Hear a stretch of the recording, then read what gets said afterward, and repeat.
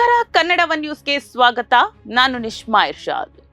ಕೋಮು ದ್ವೇಷ ಅನ್ನೋದು ಮನುಷ್ಯನನ್ನ ಯಾವ ಮಟ್ಟಕ್ಕೆ ತಂದು ನಿಲ್ಲಿಸ್ಬಿಡುತ್ತೆ ಅಂದ್ರೆ, ನಮಗೂ ಅವರಿಗೂ ಯಾವುದೇ ವೈಯಕ್ತಿಕ ಸಂಬಂಧ ಇಲ್ಲದೆ ಹೋದ್ರೂ ಸಹ ಕೇವಲ ಧರ್ಮದ ಕಾರಣಕ್ಕೆ ಒಂದು ಇಡೀ ಜನಾಂಗದ ಸಾವನ್ನ ನಾವು ನಿರಂತರವಾಗಿ ಬಯಸ್ತಾ ಇರ್ತೀವಿ.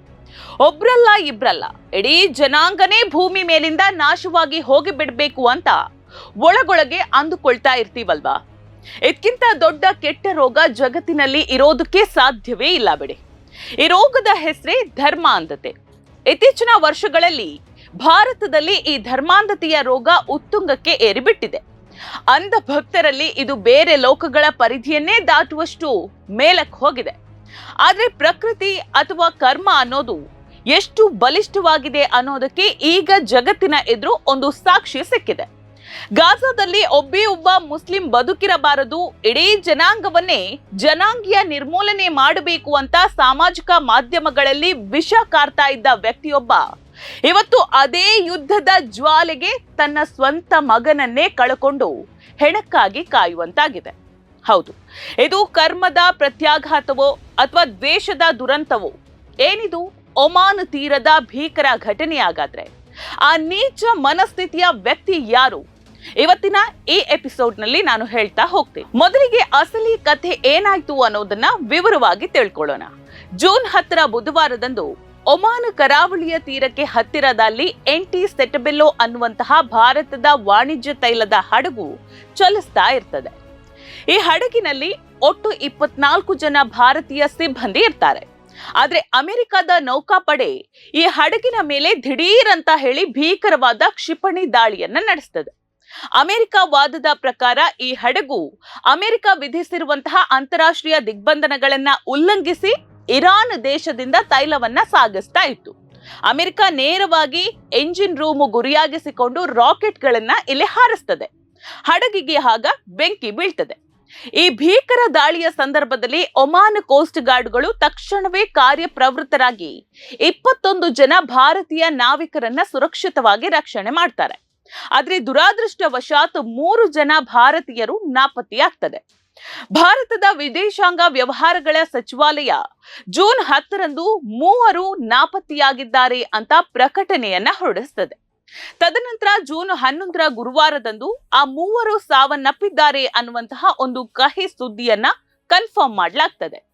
ಮೃತರನ್ನ ಹಡಗಿನ chief engineer Patnala Suresh, engine fitter Shivananda Chaurasia ಮತ್ತು ಡೆಕ್ ಕೇಡರ್ ಆಗಿ ಕೆಲಸ ಮಾಡ್ತಾ ಇದ್ದ ಯುವಕ ಆದಿತ್ಯ ಶರ್ಮಾ ಅಂತ ಗುರುತಿಸಲಾಗ್ತದೆ. ಈ ದಾಳಿ ನಡೆದ ತಕ್ಷಣ ಮೃತ ಯುವಕ ಆದಿತ್ಯ ಶರ್ಮರ ತಂದೆಯಾದಂತಹ ರಾಜೇಶ್ ಶರ್ಮಾ ಅವರಿಗೆ ಶಿಪ್ಪಿಂಗ್ ಕಂಪನಿಯಿಂದ ಒಂದು ವಾಟ್ಸಪ್ ಸಂದೇಶ ಬರ್ತದೆ. ನೋಡಿ, ಆ ವಾಟ್ಸಪ್ ಸಂದೇಶ ಹೇಗಿರ್ತದೆ ಅಂತ ಹೇಳಿದ್ರೆ, ನಮ್ಮ ಎಂಟಿ ಸೆಟಬೆಲ್ಲೋ ಅನ್ನುವಂತಹ ಹಡಗಿನ ಮೇಲೆ ಅಮೆರಿಕ ನೌಕಾಪಡೆ ಕ್ಷಿಪಣಿ ದಾಳಿಯನ್ನ ನಡೆಸಿದೆ ಅಂತ ತಿಳಿಸೋದಕ್ಕೆ ನಾವು ವಿಷಾದಿಸ್ತೇವೆ. ಹಡಗಿನಿಂದ 3 ಸಿಬ್ಬಂದಿ ನಾಪತ್ತೆಯಾಗಿದ್ದಾರೆ.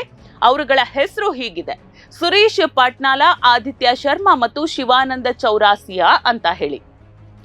ತನ್ನ ಮಗ ನಾಪತ್ತೆಯಾಗಿರುವಂತಹ ಸುದ್ದಿ ತಿಳಿತಾ ಇದ್ದಂತೆ ರಾಜೇಶ್ ಶರ್ಮಾ ಸಾಮಾಜಿಕ ಮಾಧ್ಯಮ ಎಕ್ಸ್ ಅಂದ್ರೆ ಟ್ವಿಟರ್ ನಲ್ಲಿ ಹಿರಿಯ ಪತ್ರಕರ್ತರ ಪೋಸ್ಟ್ ಗಳಿಗೆ ರಿಪ್ಲೈ ಮಾಡ್ತಾ ಸಹಾಯಕ್ಕಾಗಿ ಬೇಡಿಕೊಳ್ಳೋದಕ್ಕೆ ಪ್ರಾರಂಭಿಸ್ತಾರೆ.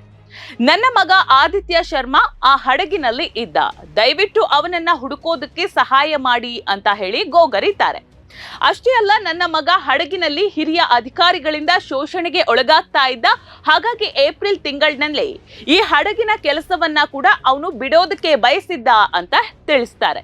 ಅದಕ್ಕೆ ಸಂಬಂಧಿಸಿದಂತಹ ಎಲ್ಲ ಆಡಿಯೋ ಸಂಭಾಷಣೆಗಳ ರೆಕಾರ್ಡ್ ಕೂಡ ನನ್ನ ಬಳಿ ಇದೆ ಅಂತ ಹೇಳಿ ಬಾಯಿ ಬಡ್ಕೋತಾರೆ. ಶಿಪ್ಪಿಂಗ್ ಕಂಪನಿಯ ಮೇಲೆ, ಸರ್ಕಾರದ ಮೇಲೆ ಆಪಾದನೆಯನ್ನ ಕೂಡ ಆ ಯುವಕನ ತಂದೆ ಮಾಡ್ತಾ ಇದ್ದಾರೆ. ಒಬ್ಬ ತಂದೆಯಾಗಿ ಮಗನಿಗಾಗಿ ಅವರು ಕಣ್ಣೀರು ಹಾಕ್ತಾ ಇರೋದು ಸಹಜ. ಆದ್ರೆ ಯಾವಾಗ ರಾಜೇಶ್ ಶರ್ಮಾ ಸಹಾಯ ಕೇಳಿ ಟ್ವೀಟ್ ಮಾಡಿದ್ರು, ಆಗ ಇಂಟರ್ನೆಟ್ ನಲ್ಲಿ ಬಳಕೆದಾರರು ಇವನ ಹಳೆಯ ಡಿಜಿಟಲ್ ಇತಿಹಾಸವನ್ನ ಕೆದ್ಕೋದಕ್ಕೆ ಶುರು ಮಾಡಿದ್ರು. ಆಗ ಹೊರಬಂದಿದ್ದು ಮನುಷ್ಯ ಧರ್ಮಕ್ಕೆ ಅಸಹ್ಯ ಹುಟ್ಟಿಸುವಂತಹ ಒಂದು ಕಟು ಸತ್ಯ. ಹೌದು ವೀಕ್ಷಕರೇ, ಈ ರಾಜೇಶ್ ಶರ್ಮಾ ಬೇರೆ ಯಾರು ಅಲ್ಲ. ದಿನದ 24 ಗಂಟೆಯೂ ಸೋಷಿಯಲ್ ಮೀಡಿಯಾದಲ್ಲಿ ಮುಸ್ಲಿಂ ಸಮುದಾಯದ ವಿರುದ್ಧ ಅತ್ಯಂತ ಭೀಕರವಾದ ವಿಷ ಕಾರ್ತಾ ಇದ್ದಂತಹ ಒಬ್ಬ ಧರ್ಮಾಂಧ ವ್ಯಕ್ತಿ ಇದ್ದ. ಇವನ ಹಳೆಯ ಟ್ವೀಟ್ ಗಳನ್ನ ನೋಡಿದ್ರೆ ಇವನ ಮನಸ್ಸಿನಲ್ಲಿ ಎಷ್ಟು ನಂಜು, ಎಷ್ಟು ದ್ವೇಷ ಇತ್ತು ಅನ್ನೋದು ಗೊತ್ತಾಗುತ್ತೆ. ಇವನ ಅತ್ಯಂತ ವೈರಲ್ ಆದ ಅಕ್ಟೋಬರ್ 11, 2023 ಟ್ವೀಟ್ ಅನ್ನ ನೋಡಿ ಒಮ್ಮೆ.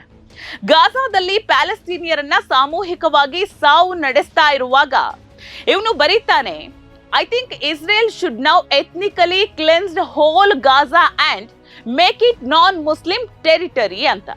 ಅಂದ್ರೆ ಇಸ್ರೇಲ್ ಈಗ ಇಡೀ ಗಾಜಾವನ್ನ ಜನಾಂಗೀಯವಾಗಿ ನಿರ್ಮೂಲನೆ ಮಾಡಬೇಕು ಮತ್ತು ಅದನ್ನ ಮುಸ್ಲಿಮೇತರ ಪ್ರದೇಶಗಳನ್ನಾಗಿ ಮಾಡಬೇಕು ಅಂತ. ಇಲ್ಲಿ ಶಾಂತಿ ಕಾಪಾಡಲು ಇದೊಂದೇ ಪರಿಹಾರ, kudos to Mossad and IDF ಅಂತ ಹೆಮ್ಮೆಯಿಂದ ಬರೆದುಕೊಂಡಿದ್ದ. ಅಂದ್ರೆ ಇಲ್ಲಿರುವ ಲಕ್ಷಾಂತರ ಮುಸ್ಲಿಂ ಮಕ್ಕಳ ಜನರ ಕೊಲೆಯಲ್ಲೇ ಇವನಿಗೆ ಶಾಂತಿ ಕಾಣ್ತಾ ಇತ್ತು. ಇಷ್ಟಕ್ಕೆ ನಿಲ್ಲಿಲ್ಲ ಇವನ ನೀಚತನ. 2024ರಲ್ಲಿ ಮತ್ತೊಂದು ಪೋಸ್ಟ್ ಅನ್ನ ಹಾಕ್ತಾನೆ ಈ ವ್ಯಕ್ತಿ. 21ನೇ ಶತಮಾನದ ಅಂತ್ಯದ ವೇಳೆಗೆ ಈ ಜಗತ್ತಿನಲ್ಲಿರುವ ಪ್ರತಿಯೊಬ್ಬ ಮುಸ್ಲಿಮನು ನಾಶವಾಗಿರ್ತಾನೆ ಅಥವಾ ಬೇರೆ ಯಾವುದಾದ್ರೂ ಶಾಂತಿಯುತ ಧರ್ಮಕ್ಕೆ ಮತಾಂತರವಾಗಿರ್ತಾನೆ ಅಂತ.